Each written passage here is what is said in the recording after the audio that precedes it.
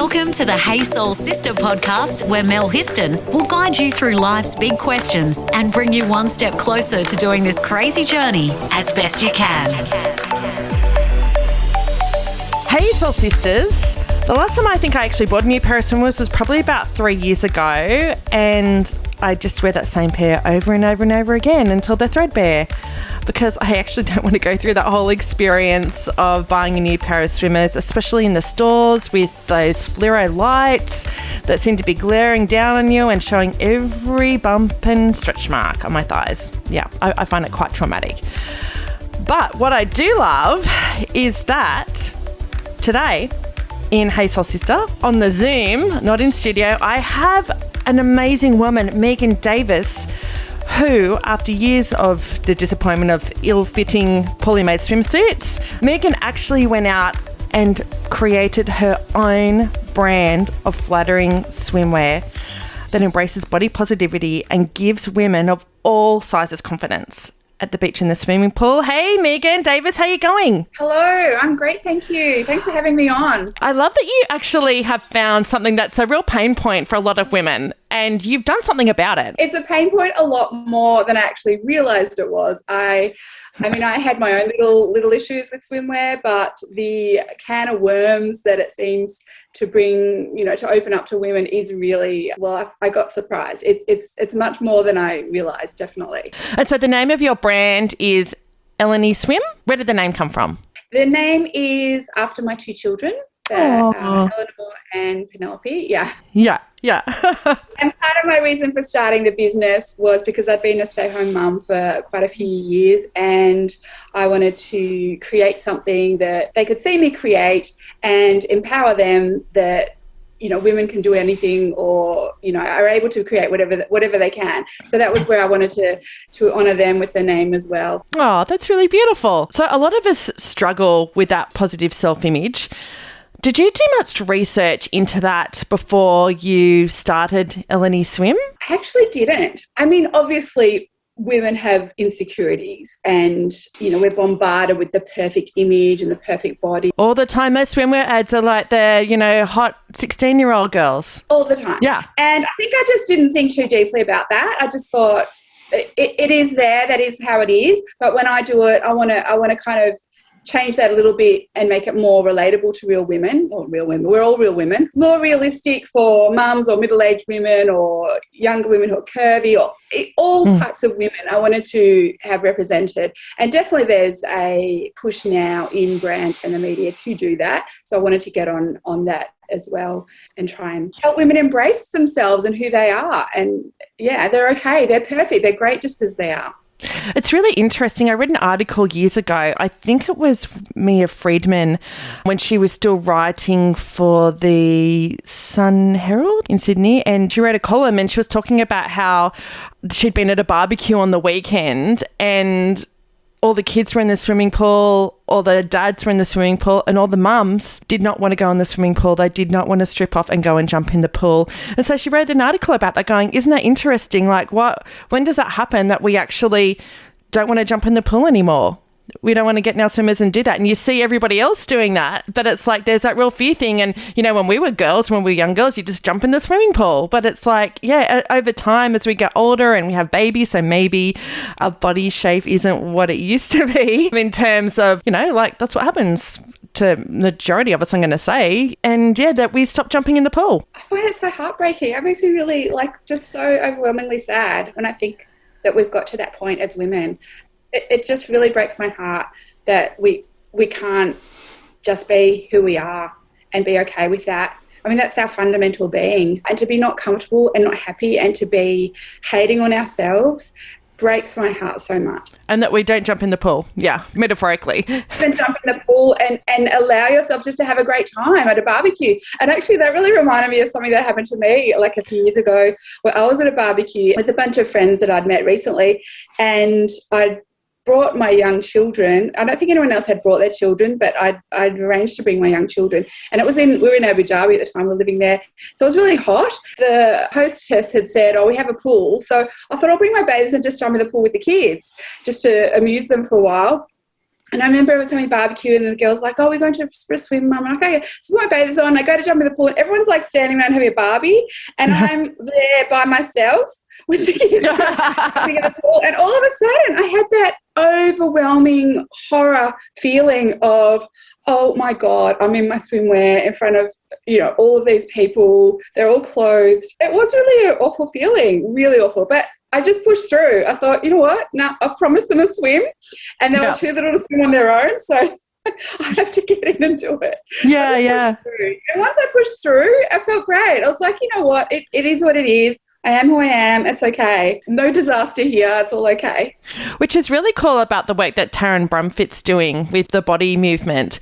She's really shining a spotlight on that, like love our bodies. Yeah. It's amazing. And just an incredible inspiration and role model. The fact that she's come along and just taken the world by storm by just saying we are just okay as we are. I mean, what a novel concept. We're okay as we are. I know. It's like this should just be our normal. But no, it's some sort of new concept. Want to fill your soul with more? Go to thesistercode.com. So tell me, you came up with an idea to start a swimwear range. How did you actually get started with Ellenny Swim? Like, what was the first thing that you did? Well, I think the first thing was a light bulb moment I had, and it wasn't really to do with body positivity at that stage. It was just more, I'm very practical and I like swimming. As I said, we're in Abu Dhabi, which was really hot. We're in the water. We're swimming all the time. I'm very pale and I have to cover up. So I'd find myself wearing bathers and swimwear and then a rashie over the top. And I remember being in the pool with just this like layers and billowing everywhere, and I'm trying to play with the kids and there's just fabric and water, and I was just all like, why is it so bad? Why doesn't someone come up with a concept where you can just wear a rash top that's got a built-in bra and is keeping you supported and safe and comfortable all at the same time? And it didn't seem that like a radical idea, but I just couldn't find anything that really did that at that stage. And I was in Abu Dhabi, so I wasn't aware of anyone else that actually did that or did it really well. So I talked to my husband. I had been thinking for a while I should come up with my own business idea after being a stay-at-home mum, as I said. And I had a lot of ideas for different things. And I thought, well, why the hell not? Why can't I do swimwear? I love it. Why not? No idea what I was getting myself into, but I just thought, thank goodness my husband's super supportive. He's like, sure, go for it. Let's try it. So I'm not a fashion designer. My background is graphic design, but I had all my designs drawn out and the shapes and what I wanted to do, but I needed help with that. So I had to find a go-between. I did try directly to go to some manufacturers, and that was a disaster and it cost a lot of money. And I thought, well, I cannot do this on my own. That's not going to work. So I had to find a go-between, which was a manufacturing agent, and they are professional designers and they help people like me who want to start a brand that don't have that background. So they're really amazing and they do a lot of the real technical side of things. They manage the actual manufacturing with the factory, and it just takes all of that off my shoulders, and that's incredible. And that's allowed me to do everything else, which is set up the brand and work on all of that stuff as well. That's great. So you could just focus on the branding, marketing and getting it out there. Yeah, it takes away so much of that brain space that all of that stuff takes up. So tell us then about how your swimmers are unique. I mean, you've already touched on something about like having rashies with a built-in bra, which I love because I got big boobs. When I go and I'm looking for swimmers, I need the support. I'm a good odd D, sometimes a double D cup. I need the support. I mean, it's just one of those things. I remember when I was younger, I had like a bra that was a B cup. I'm like, wow, that's so on. I think I'm so shocked when I go into a swimwear store or I see brands and they just have these little tiny little things like triangles, and I think even the largest sizes, they still have these little tiny. Yeah. I'm like, how can you possibly? Yeah. This reminds me of Celeste Barber trying to scoop her boobs up. She's hilarious, and I love that about her, that she's really shone a light on that, hasn't she? It's like, okay, this is most of us. We're trying to fit our boobs in triangles. It's so funny. It's just unbelievable that brands think that that's enough to pop them in. And I saw her actually with that T-shirt she has today where she has the boob, your boobs, and she has them all like drooping right down. And I love it. Keeping it real. Let's face it. Look, age and gravity are not kind to the old boobs. And yeah, look, I just wanted to feel supported. I mean, who doesn't? That's such an important part, especially when you're showing off more of your body and your skin, and being vulnerable maybe at the beach. Yeah. And also being very pale. I wanted the support and the sun safety in the same garment. I didn't think it was rocket science. It was just like, let's just put it together and see what happens. Yeah. Did you get investors to help get it started? No, we are completely self-funded. Wow. And I'm really, really pleased about that, because I certainly don't need the extra stress of investors, because it's difficult getting a brand up and happening, and it's going to take quite a few years probably to really get established. Having COVID hit right after I launched was certainly not part of the plan, and certainly has been challenging, but I want to persevere with it. And obviously I love the product. Women love the product. I think it's a niche market that's really important, and I want to definitely persevere with that. Let's get soulful on social media. Search the Sister Code Facebook page and follow us on Instagram. So did your marketing agent find the fabric? Because I was reading that you actually use fabric from Italy for your swimmers. Yes, I found the fabric. It was really important to me to produce something that was not just fast fashion and mass produced and going to contribute to, you know, the piles of fashion and crap that we have ending up in the world, causing more problems. I wanted to produce something that I was proud of, that my girls would be proud of, that would actually help in a positive way with fashion. So I really wanted an eco-friendly fabric, and I had seen, I think, perhaps on some other swim brands or bikinis that were using eco fabric. So I looked into that, did some research on that with the help of my agent as well, and we decided on the Carvico fabric, which was recycled fishing nets and other waste, which is such an amazing concept. I love that. So can it be classified as sustainable then, using the eco fabric? I don't know about technically what all of those terms mean. I think some of them are a little bit wishy-washy on their meanings, but I would say it's sustainable. It certainly, you know, is a lot better than fabrics that aren't produced that way, that are just creating more. Yeah. So it's repurposing fishing nets as well. That's so cool. And not only that, the fabric's great. Like, it's a really beautiful fabric on it in its own right. It's not like some second-rate eco fabric or anything. It's a stunning fabric. It's really hugging and supportive, and I love it. I love the fabric. So where are they made now? The garments are produced in China, ethically produced in a factory in China that my manufacturer has very close ties to. It's a family-run business, and that's also really important to me. And I have had a lot of negative feedback about being made in China. Really? Yes, I think particularly at the moment there's some sort of sentiment around that. But I'd just like to say it is important to me that it's ethically made, and I have certainly done my homework on that. And obviously not all garments made there are, but I've really tried to check on that. I'd love to be able to make in Australia. I think that would be a dream. Unfortunately, when I've looked into it, the capacity for swimwear is a really technical garment, and because of the fabric, the stretch and the technicality, the built-in bra, it requires special machines and also a lot of skill. And I think at the moment, currently, there is a shortage in Australia for those two things. There is some swimwear that's made here, which is great. I'd love to look at that in the future, perhaps. At the moment, it's not really possible. Yeah, I have a couple of girls that I know years ago, and I think it was probably would have been about maybe 8 or 9 years ago, and they created a range of leather totes and handbags and clutches that were designed for travel. So it had like a clutch inside the tote. So, you know, if you're out walking during the day, you know, you've got your tote while you're traveling, but then you've also got a clutch for evening. And they were a really, really beautiful product. The girls launched, and they were making in Australia with a leather manufacturer in Sydney. And it's interesting, you know, talking about, I suppose, costs and being financially sustainable. And they really did their best. They made a beautiful product, but it ended up being really cost prohibitive for them to manufacture in Australia and to be competitive in the market.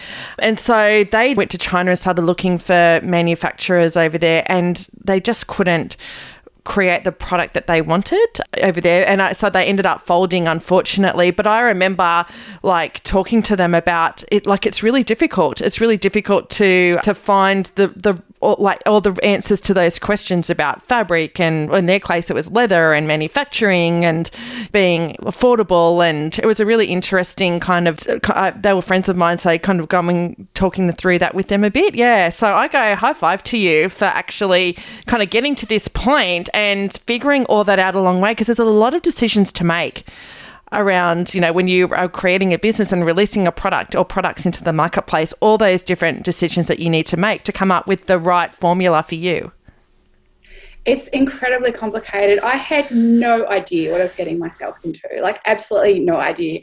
I don't know what I've really thought involved. I look back now and think, what were you thinking? What the hell? And it's like also the fashion industry is this secret society where no one talks about anything like that. It's all, everyone's quite guarded on their, who they use and what contacts they have. And it's all quite, I guess fair enough, because it is quite a competitive industry. So, I had no idea about all of that. And as I said, I had a lot of help there, which was really appreciated. And also, but besides all of that, then you've got all the extra things, like then there's marketing and photography and the managing day to day. And I wear a lot of hats. Yeah. And I do outsource what I can sometimes, obviously. And I've had business coaches. Suddenly I was like, I don't even know how to run a business. I was just like, I need some business coaching. I need this, I need that. And it's great. It's all been a really big process. Want to save your soul? Review us on Apple Podcast. Yeah, there are some big players in the swimwear market. Have any competitors at this stage given you a hard time at all? Because I've heard about that, in other markets, fashion and, I suppose any other markets, about how, when a new fish enters the pond, some of the other big fish in there can get quite competitive and not always nicely so. Have you come up against any of that? Absolutely. Well, a little bit. Nothing too bad. Obviously, swimwear is extremely competitive. I really had no idea about that either. Because, as I said, I was living in Abu Dhabi when I came up with the concept and actual launch. Then we moved back here straight away. We weren't exactly sure when we were moving back, but we got back, obviously, before COVID, so that was really great timing. But I wasn't surrounded by the other brands. I didn't even know about some of the other brands, so I didn't realise really what I was getting myself into there. It's extremely competitive, and a couple of brands were, obviously I'm just small, so the big brands aren't really going to know who I am, I don't think, but there was a couple of brands that were a little bit argy-bargy, and a few of them accuse each other of copying shapes or styles or designs, and I just was sort of thought, well, I wasn't even here in the country, so that's actually not true. Then on the flip side of that, I've had some really, really lovely interactions with other swim brand ladies or business women, and like one of my competitors I met at an event, and she was absolutely lovely, and we were just like really happy to meet another businesswoman who was learning and in this big industry, and it was really nice. And I thought, this is what it's about. It's about women just being, you don't have to divulge all your secrets to them. It was just like a really mutually respectful and kind and nice interaction. So that was really good. So what have you learned so far about starting this business? What have you learned about this whole process, this journey? How long have we got? It's not been a learning curve. I feel like it's been a learning cliff that I'm still crawling out on. Look, I just really had no idea. My background is graphic design. It's all about sales at the end of the day, marketing and sales, and that side of things. Although when I studied graphic design, I did a little bit of marketing. I used to work in advertising, marketing agencies, that sort of thing. But I was designing. I wasn't really focused on the sales and the dollar, and that's a lot of the part of the business. Obviously, you've got to stay within budgets. You've got to price things accordingly. You've got to take everything into account that I hadn't had much experience doing before. So that has been a huge learning curve. Luckily, my husband helps me a lot with the accounting. I think he enjoys that. Yeah. Loves so the numbers. My dad was an accountant, but when someone says accounting, my eyes glaze over. So he's doing a lot of that stuff for me. Yeah, that's great. On top of all of that. And so how have women responded to your swimwear? Well, this has been completely unexpected and overwhelming. I have had so many women. I get really emotional when I talk about this, because just the amount of women, as we touched on earlier, who just have such a low self-esteem and image of their bodies and who they are.